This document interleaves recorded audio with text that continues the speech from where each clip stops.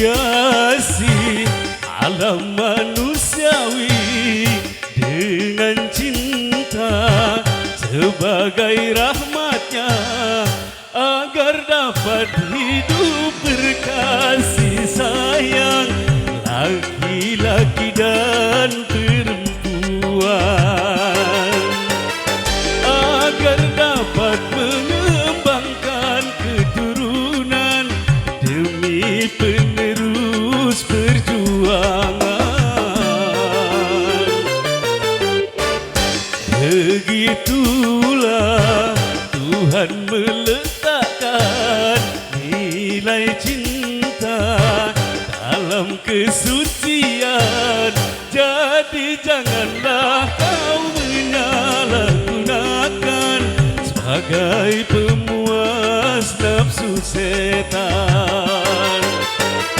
Dan juga janganlah cinta kau jadikan alat pembuat kerusakan.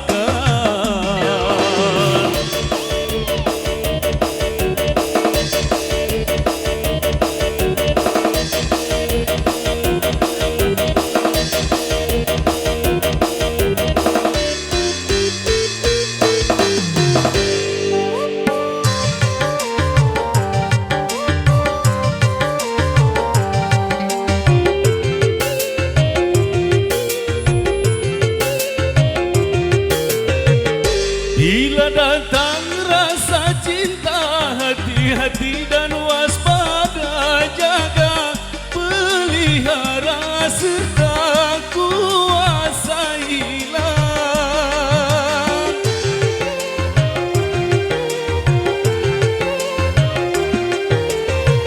Sehingga sampai waktunya halal bagimu berdua, bila hidup cinta tiba di titik nikah.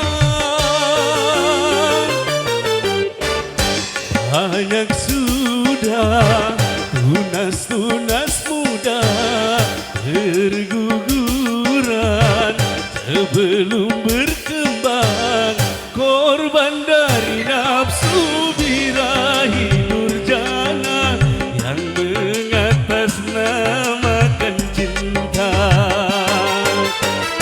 Dan juga janganlah cinta kau jadikan alat pembuat kerusakan.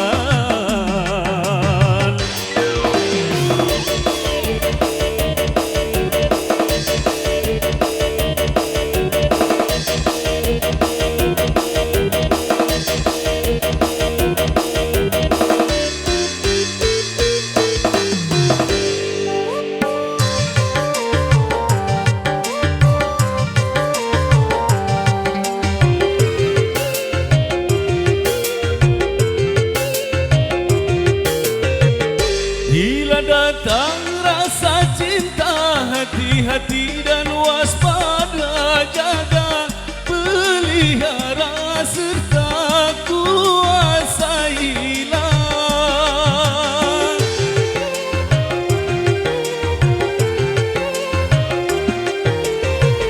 Sehingga sampai waktunya halal bagimu berdua, bila hidup cinta tiba di titik nikah.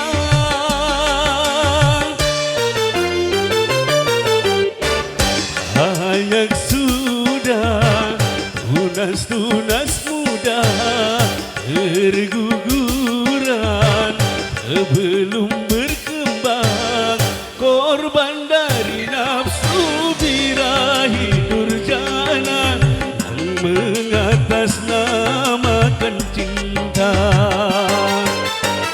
Dan juga janganlah cinta kau jadikan alat pembuat kerusakan.